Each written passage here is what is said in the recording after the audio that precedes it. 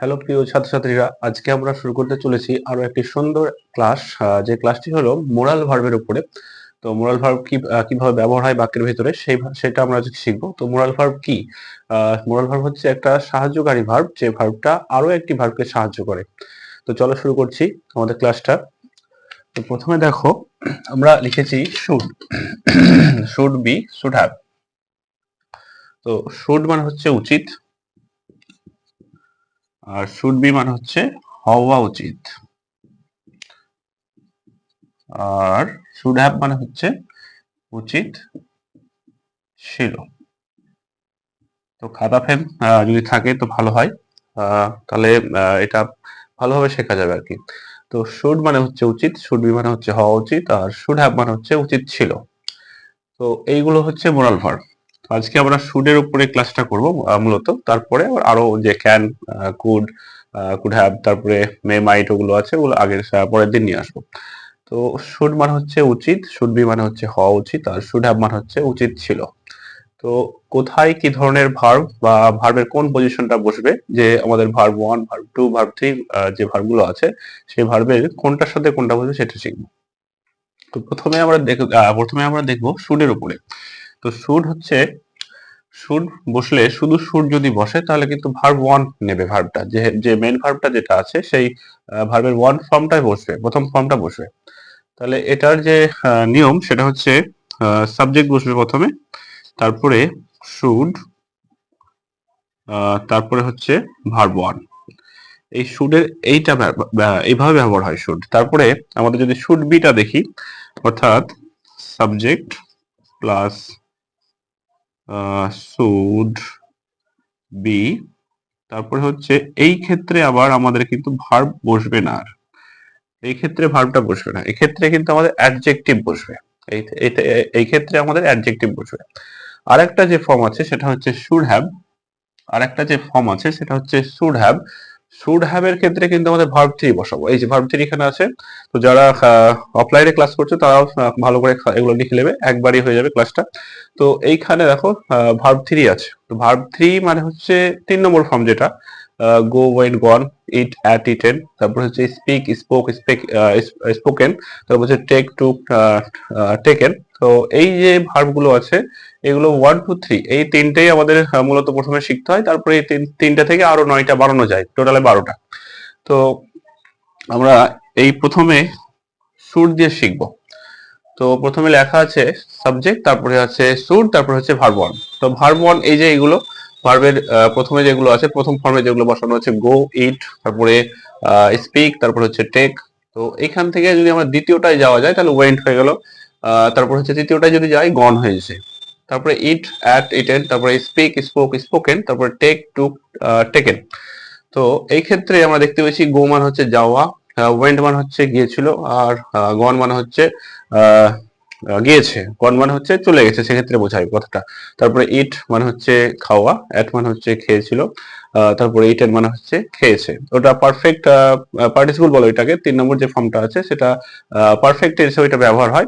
আবার যখন আমরা দেখি প্যাসিভ মানে প্যাসিভ ভয়েসে যখন আমরা কথাগুলো বলি তখন কিন্তু এগুলো ব্যবহার করা যায়। তো এই মূলত এখানে যেটা আমাদের লাগবে সেটা হচ্ছে এই ভার্ব ওয়ান আর হচ্ছে ভার্ব থ্রি। তো প্রথমে আমরা দেখলাম যে সাবজেক্ট লেখা আছে, যে নিয়মটা শুডের যে ব্যবহারের যে নিয়ম সেটা হচ্ছে subject plus should plus verb one.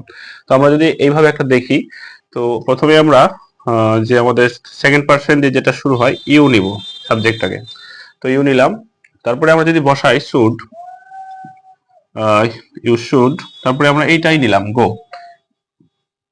তো এক্ষেত্রে মিনিংটা দাঁড়ালো ইউ শুড গো, মানে হচ্ছে তোমার যাওয়া উচিত। তাহলে এভাবে বানাবো। আমরা এই গোটাকে হটিয়ে দিয়ে এটা নিই, ইউ শুড ইট, তোমার খাওয়া উচিত। তারপরে এই গোটাকে হটিয়ে আমরা স্পিক নিলাম, তাহলে ইউ শুড স্পিক, তোমার কথা বলা উচিত। তারপরে আমরা এইটাকে হটিয়ে দিয়ে টেক নিলাম, you should take, you should take it, তোমার এটা নেওয়া উচিত। এই ধরনের আমাদেরকে ভার্ব ওয়ান দিয়ে এগুলো বানাতে হবে। তারপরে আশা করি তোমরা এইভাবে বানাতে পারবে। আজকে যদি ভালো করে ভিডিওটা দেখো শেষ অব্দি, তো তোমাদের ভিডিওটা দেখার জন্য অনুরোধ রইল। তো সেকেন্ড যেটা হচ্ছে সেটা হচ্ছে শুড বি। তো এইটা আমাদের ইউ দিয়ে করেছি, ইউর পরে আমরা অন্য ই নেবো, হি নেবো এখানে। তো হি যদি আমরা নিই, তো এক্ষেত্রে সেই একই রকম তাই বলেছি যে এখানে ভার্ব কিন্তু নেওয়া যাবে না, এটার পরে আমাদের অ্যাডজেক্টিভের যে ফর্ম আছে সেই ফর্মগুলো নিতে হবে। যে অ্যাডজেক্টিভের যে মেইন যে অ্যাডজেক্টিভ ডিগ্রি, অ্যাডজেক্টিভ একটা ডিগ্রির মধ্যে পড়ছে, তো আহ, এইটা এই ধরনের এগুলা কাইন্ড, তারপরে হচ্ছে অনেস্ট, তারপরে পোলাইট, তারপরে হচ্ছে কাম, তারপরে আরো আছে যেমন জেন্টেল, তারপরে রেসপেক্টফুল, এই ধরনের যে ওয়ার্ড গুলো আছে সেগুলো দিয়ে আমরা শিখবো। তো এইখানে হি শুড বি, এই যে শুড বি, এই শুড বির পরে কিন্তু আমরা ভার্ব বসাবো না, তা এরপরে কিন্তু অ্যাডজেক্টিভ বসাবো।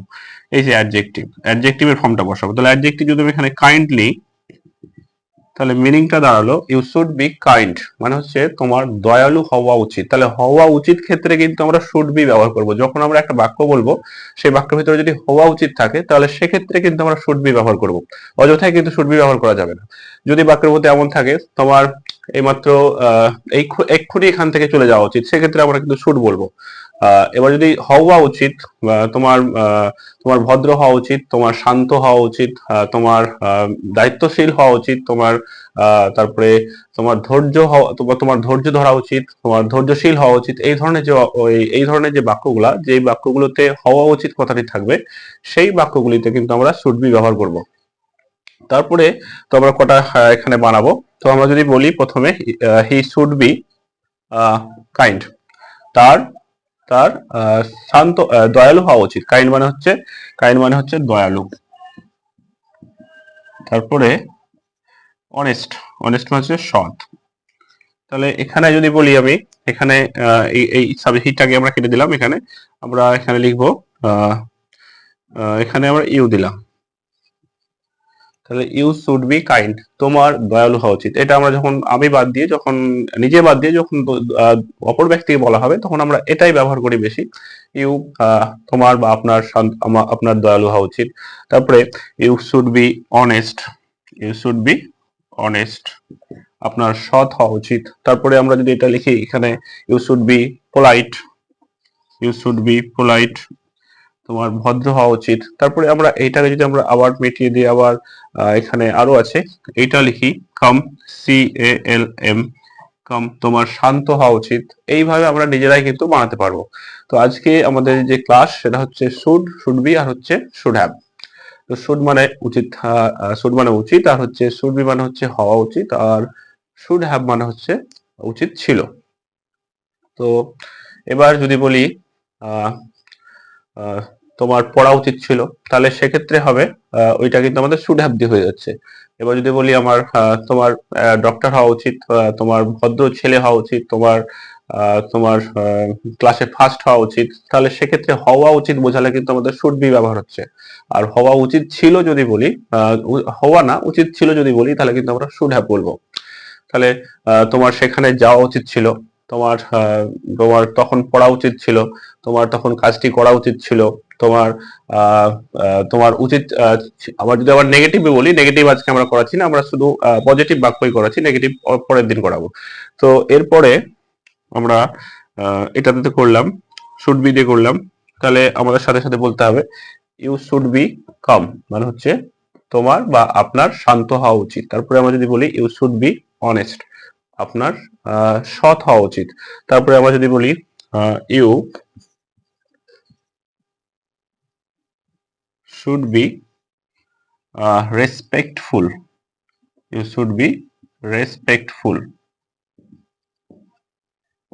আমরা নিজেরাই কিন্তু অ্যাডজেক্টিভটাকে বেছে নিয়ে এখানে দিয়ে দিলেই আমাদের একটা সুন্দর একটা বাক্য তৈরি হয়ে যাবে। ইউ শুড বি রেসপেক্টফুল, আপনার দায়িত্বশীল হওয়া উচিত।